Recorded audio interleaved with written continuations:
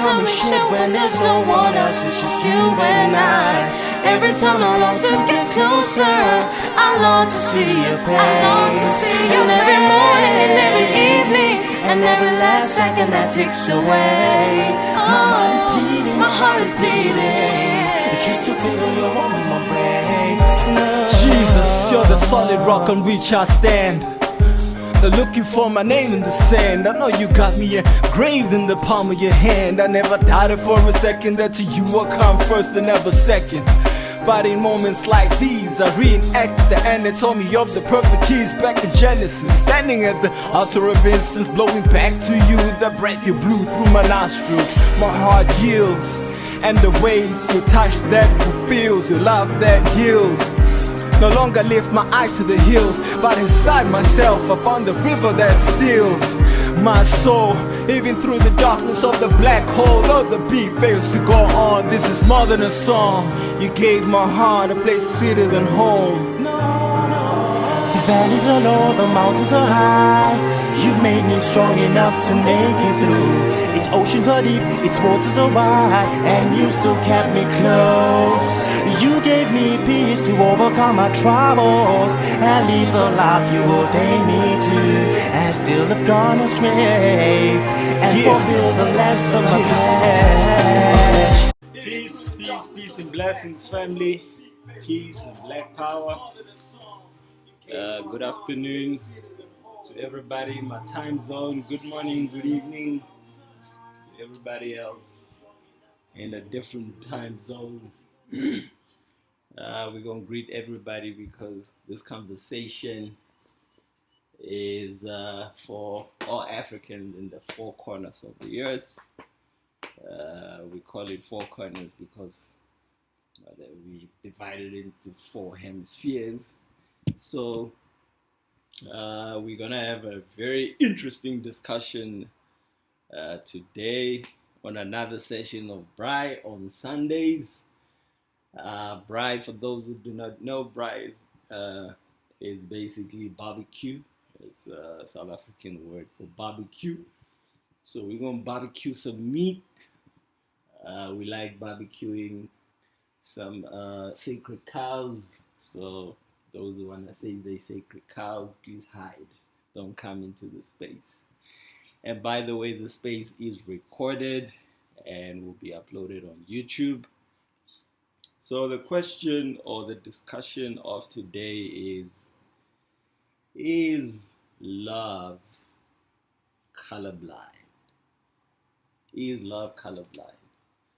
I think the core of the answer will have to be in how we define love. And our definition of love will definitely be dependent on the society in which we grew up in. Because from, first of all, love is defined by our cultural disposition. Your culture defines what love is. If you speak to people in my world and you talk about arranged marriages, they will say that it's hell. The latest I've heard is it's rape. And I mean, I guess people that come from a dating culture genuinely believe that people in arranged marriages are unhappy. And we can understand that obviously comes from projection because we look at it from our standpoint. And obviously, if you were to introduce arranged marriages to a people that are exposed to the dating culture, that wouldn't work. It would be torture, obviously. So from a dating perspective, love is you're out there and you meet someone, you see them wherever in the club, you like how they move or whatever you like about them, and then you guys hook up and you guys are in love or something. And it's a different thing for people in other parts of the world. in countries like your Muslim countries like Pakistan, where I visited, uh, a lot of the guys there would tell me they married to their cousins, and hey, they ain't got no problem. Why they don't have a problem is the same reason why we as if you look at in South Africa, for example, the generation that grew up that basically grew up in a culture where people were poor, they couldn't afford soft drinks and all that, but and we had to have our own improvising, get some water and add sugar in it. That sugar water, we used to enjoy it, but give it to our children this generation, they wouldn't enjoy it. For obvious reasons, the reasons of exposure for them is, yeah, and people talk about happiness. Happiness is relative and all kinds of things. So, but anyway, so the discussion really today is is love colorblind? And obviously the basis of the answer will be how one defines love. So yes, if you talk about love in the sense of the Western concept of love, where their mythology or how they depict love is with a cupid, and you're sitting there, and love is like a spell. When the arrow is shot at you, and you are in love. That is that concept is more of a Western concept. But when we look at the African construct of love, it is a whole different story. We look at, for example, if we go to Kemet, we go to the Nile Valley. Love is the hieroglyph for love is the plow. So the plow basically is what you use to plow the land using pulling with the aid of your cattle. So why did they use the plow as a symbol of love? That is the question. Because, and in another hieroglyph, they show a man operating the plow, and the black woman behind him sowing the seeds. So that is, if you look at that concept of love and you look at the cupid, these two concepts are completely separate. They are not the same. The one speaks of a spell. There is an outside force that comes and takes over your state of mind and makes you fall in love with a specific person. But the plow speaks of labor. The plow speaks of working. When I think of the plow, before you put the plow in the ground, you have a harvest in mind. You have a goal in mind. And that goal might be seeing watermelons, a bunch of watermelons during your harvest season, where you get to sit under a tree in the shadow, under a cool breeze, and enjoy that watermelon. So the plow speaks of someone will not have a plow unless they have a plan. They have a journey, they have a purpose, there's a destination, there's a point A and a point B. That's what a plow is basically all about. But a cupid, there is no objective, there is no plan, there is no purpose.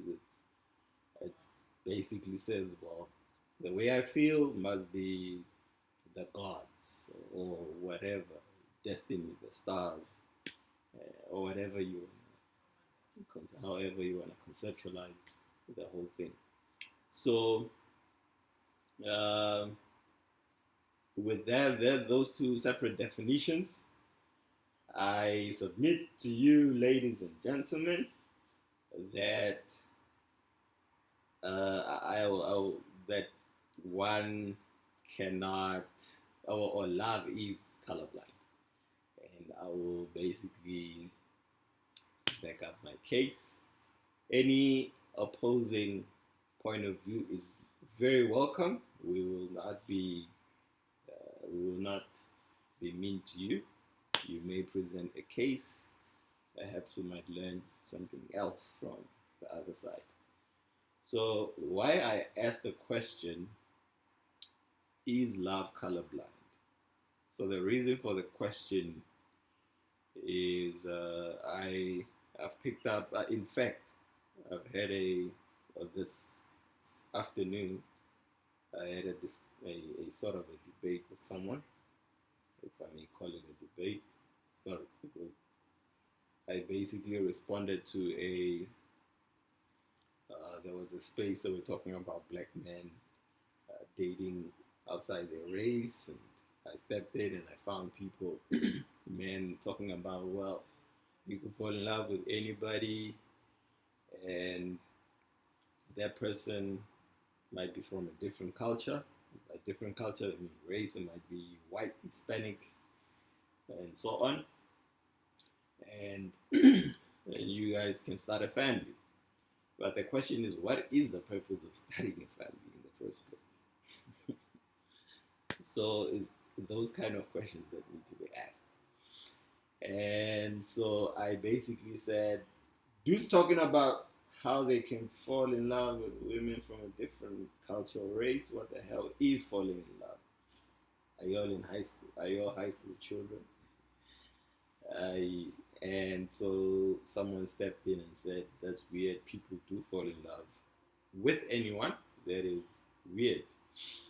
And I said, mature people don't fall in love. And then the guy said, your only other argument would be to build or create love. I don't know what that means. Other than that, such statements as this or the previous is just weird. The way you express life might be different, which is why it's even weirder, because you can't really speak for anyone else. And that's when I responded with, I speak for African people. Okay, the people that have requested mic to be speakers, I will add you on. I'm just gonna lay the foundation quickly. So, what is the purpose? So, from an African perspective, the purpose of studying a family, the focus is on building legacy. If we look at monarchs, monarchs began in Africa. Europe imitated the system later in life. Probably the earliest is 500 years ago in the monarchs. So when you look at the concept of a monarch, it's all about building a legacy for that monarchy, for first in the family, and so that legacy belongs to the people who belong to that kingdom, and the manner in which unions were formed. A prince would not be walking out and say, "Ooh." Most of the time, the elders would choose a partner for them, and based on the needs of the monarch. So the purpose of starting a family is continuation. The reason why we're here is continuation. The reason we have ancestry in our DNA is so that we never have to. Your life is not. Your life is like a relay. No one ever starts no one ever sees the starting point and sees the finishing line. Um, Everybody was at the starting point, won't see the finishing line. It's the next generation that has to take the baton and keep going.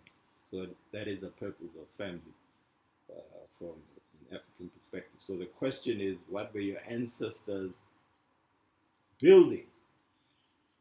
Upon what foundation do you stand?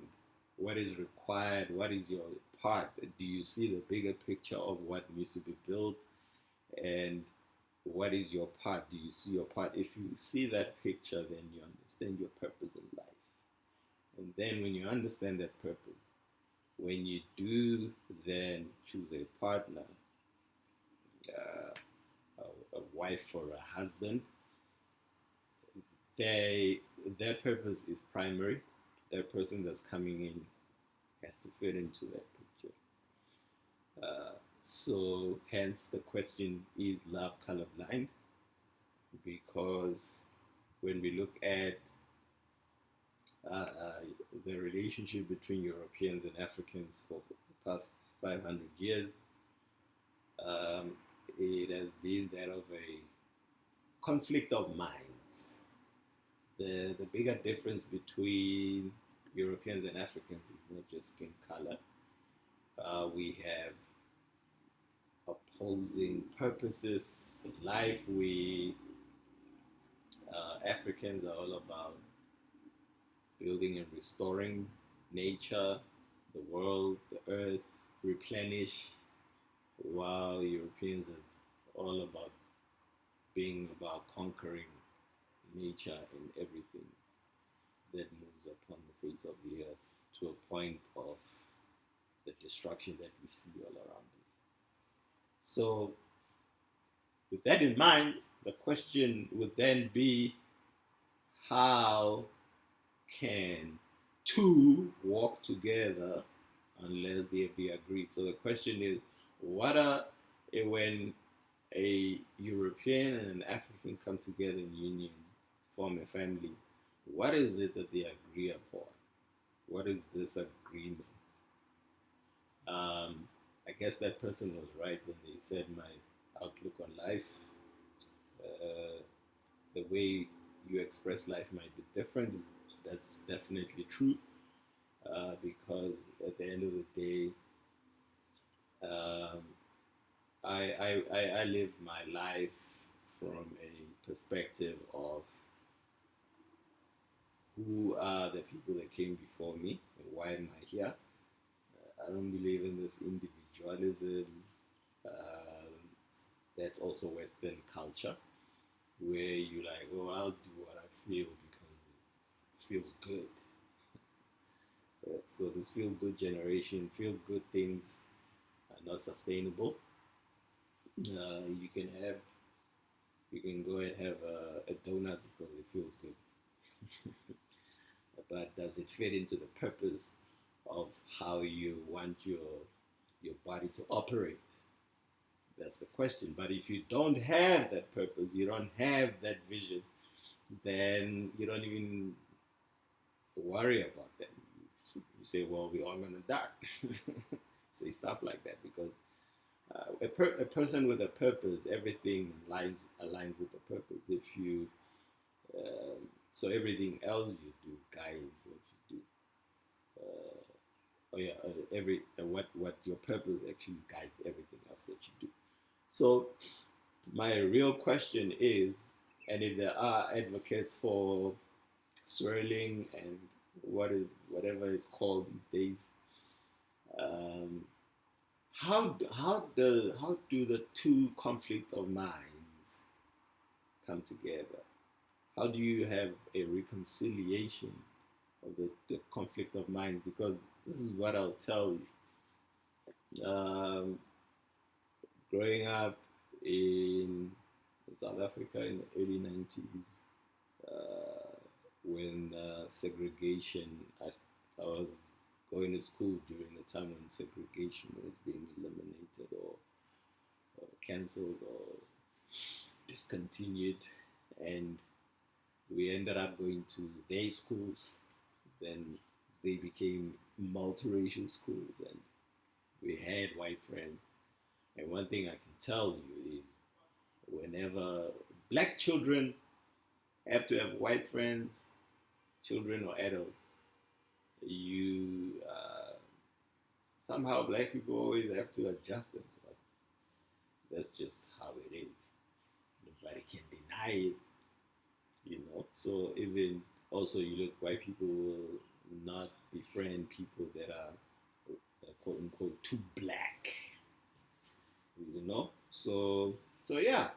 Before I go too far, I will I will add some speakers. Anybody that wants to be a speaker, anyone that wants to speak, please put up your hand. And it would be great, you know, to find advocates for the opposite, uh, who have an opposing view on the matter, so we can make matters very interesting. You know, I like, yeah. So, who wants to speak? Put up your hand, please. Bongi, Bongingos. You may speak, brother.